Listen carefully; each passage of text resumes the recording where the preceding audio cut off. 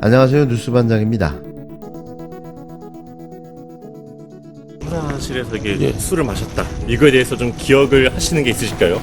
뭐 술을 마실 수가 없어요. 그건 상식적이지 않습니다. 네. 그러면 청사 안에서 저녁 식사를 했다고 하는데 좀 여기에 어디서요? 검찰 청사 안에서 이제 저녁 식사를 했다고 하는데 여기에 대해서는 좀 그런 적이 있는지. 뭐 주말을 조사할 때는 여기 안에서 밥을 먹습니다. 여기 구치하면서.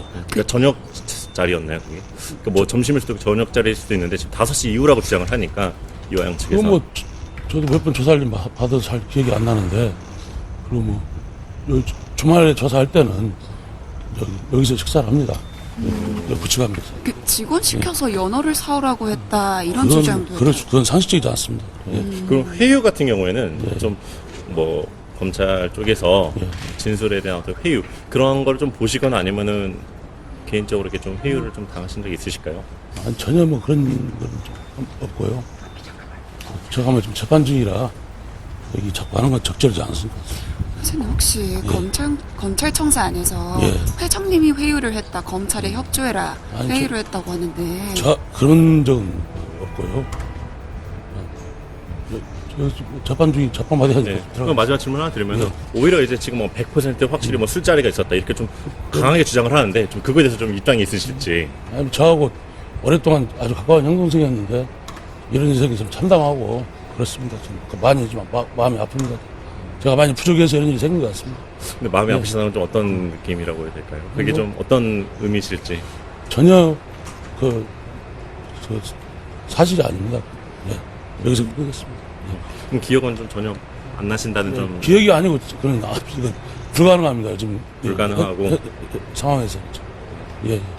검찰청에서 이화영 경기도전 평화부지사를 회유하려는 술자리가 있었다는 의혹에 대해 회유한 인물로 지목된 김성태 쌍방울그룹 전 회장이 의혹이 모두 사실이 아니라고 말했습니다. 김성태 전 회장이 의혹이 아니라고 말하면 아닌 건가요? 과연 그의 말은 신뢰할 수 있는 말인지, 또 그는 신뢰할 만한 자일까요? 우선 그는 술자리 회유를 한 당사자로 지목된 인물입니다. 이게 사실로 드러난다면 가장 큰 피해를 입게 될 당사자인 거죠. 사실이어도 사실이 아니라고 부인해야만 할 상황인 겁니다. 그런 그의 답변이 얼마나 신뢰할 수 있을지 의문인데요. 검찰 수사 과정에서 검찰 측으로부터 여러 가지 혜택을 제공받았고 또 그 대가로 진술을 번복했다는 의심도 받고 있는데요. 그의 말의 신뢰도는 더욱더 떨어질 수밖에 없는 거죠. 반대로 이화영 전 경기도 평화부지사는 이런 사실을 자백한다 해도 아무런 이익을 얻을 게 없습니다. 굳이 거짓말을 할 이유가 없는데요. 오히려 검찰 수사에서 더 많은 불이익을 받게 될 게 뻔한데 이런 거짓말을 굳이 할 필요가 있을까 싶습니다. 제가 생각하는 더 놀라운 점은 만일 이게 허위 사실이라면 검찰이 왜 이전 부지사에 대해 고발하지 않는지가 궁금한데요. 사건 수사 전체의 정당성을 의심받게 된 상황에서 아무런 대응을 하지 않고 있는 점도 이상합니다. 물론 이건 저의 개인적인 생각임을 밝히는데요. 저의 합리적 의심은 그렇다는 거죠. 또 지난 2023년 이재명 민주당 대표는 쌍방울 대북 송금 의혹과 관련해 김성태 전 쌍방울그룹 회장은 조폭 출신의 평판이 나빠 만난 적도 만날 생각도 없어 접근을 기피했다고 밝힌 바 있는데요. 사실 김성태 전 회장은 검찰과의 유착 의혹으로도 더 의심받고 있습니다. 이 이야기를 하려면 다시 과거로 거슬러 올라가야 하는데요. 간략하게 요약하면 2010년 김성태 전 회장은 또 다른 조폭 출신 경영인인 배상윤 회장과 쌍방울 주가를 조작합니다. 100개 가까운 차명 주식 계좌를 동원해 수십만의 사고팔기를 반복했고 그 결과 주가를 3배 가까이 끌어올렸는데요. 물론 검찰이 수사에 나섰고 이때 쌍방울 김성태 전 회장은 친윤 검찰 출신 정관 변호사를 대거 채용해 이를 방어했습니다.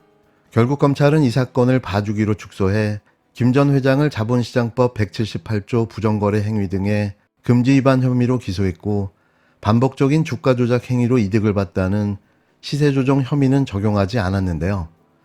지금 누가 거짓말을 하고 있는 걸까요? 이화영 측에서 주장을 이렇게 새롭게 뭐 말씀해주신 뭐 비상식적인 주장이라고 한다면은 좀 그 배경이 좀 원인이 뭐 이유가 어떤 게 있을 거라 좀 보시는 건가요? 뭐 각자 자기들 뭐 입장에서 얘기하는 거니까 뭐 제가 뭐 여기서 뭐 뭐라고 얘기하는 거는 그렇게 하는 거 잘 모르겠습니다. 그러니까 아예 그냥 뭐 식사를 거의 뭐 저녁에 같이 한 적 그냥 없다. 사실무근이다. 이런 예, 예. 그 검사 휴게실을 얘기를 계속 하는데 거기 이제 교도관이 못 들어가니까 아니, 그 거기에 있었다. 휴게실, 뭐, 자세한 얘기 말씀드리면 뭐한데, 가서 구절을 보시면 아시겠지만, 교도관들이 바로 옆에 입회해 있습니다. 그건 뭐 사실입니다. 검사 휴게실 안에서 예. 그 안에도 의자가 다 있습니다. 교도관들이 대기하는데. 진술 녹화실 같은 경우에는 잡았습니다. 똑같습니다. 네, 여기까지 하시죠. 아이고, 이현정 정관한테 하실 말씀 있으시면 마지막에 한 말씀. 건강하십시오. 건강하라고 전해주고 있습니다. 네, 수고하십시오. 김성태 쌍방울 전 회장으로부터 이재명 대표가 제3자 뇌물죄로 기소되지 않으면 형님이 크게 다친다는 말과 함께 진술 조작을 회유당했다고 지목당한 당사자인 김성태 전 회장이 19일 대북 송금 재판에 출석하면서 의혹은 모두 사실이 아니라고 말했습니다. 검찰은 추가 반박 자료를 내고 이전 부지사 측이 계속해서 말을 바꾸고 있다고 지적했는데요. 계속 말로만 주장을 하고 있는 겁니다. 이에 검찰청사 술판 회유 의혹을 주장한 이화영 전 경기도지사 측이 검찰 입장을 재반박하고 나섰는데요. 이전 부지사 측 김광민 변호사는 입장문을 내고 이화영 피고인을 거짓말쟁이로 몰아가는 건 이번 사건 내내 검찰이 악용한 술법이라고 말했습니다. 김 변호사는 이화영 피고인의 출정 기록을 보면 당시 검찰 출정은 2023년 6월 22일, 28일, 30일, 7월 3일과 5일이라며 이전 부지사가 6월 30일 피의자 신문 직후라고 표현한 걸 고려하면 7월 3일에 음주가 이루어졌을 가능성이 크다고 주장했는데요. 그러면서 수원지검은 아무런 근거도 없이 이화영 피고인이 음주 일시로 6월 31일을 제시했다며 이번엔 검사실이 아닌 구치감에서 식사했다는 식의 엉뚱한 반박을 하고 있다고 지적했습니다. 김 변호사는 김성태 등을 통한 회유와 압박은 주로 1113호 검사실 앞 창고와 검사실과 연결되어 있는 진술 녹화실, 검사 개인 휴게실에서 이루어졌다며 창고에는 교도관이 들어와 감독했으나 진술 녹화실과 검사 휴게소에는 교도관이 들어오지 못했다고 주장했는데요. 이 때문에 음주가 이루어진 진술 녹화실 안의 상황에 대해 교도관들이 정확하게 파악할 수 없었다며 이런 사정을 소상히 알고 있는 수원지검이 교도관을 확인하고 음주 사실이 없다고 발표한 것은 언어도단에 불과하다고 강조했습니다. 김 변호사는 또 검찰청사 안에서 음주가 불가능하다고 한 검찰 주장에 대해서도 수원지검은 지하 1층 출입구를 통해 사전에 허가된 일반인이 들어올 수 있다며 가능한 일이라고 반박했는데요.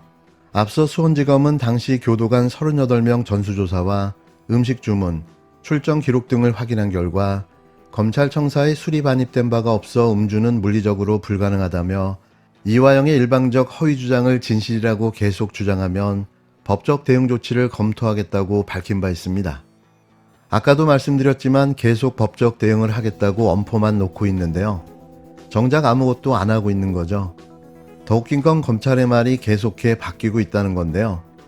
최초 1313호에서 식사를 한 적이 없다더니 이내 연어를 먹은 적은 없다로 말이 바뀌었고 이제는 연어를 먹은 적이 있는 것 같다로 해서 연어를 시켜 먹었다로 계속해 바뀌고 있는 겁니다. 과연 누가 거짓말을 하고 있는 걸까요? 과연 누가 말이죠.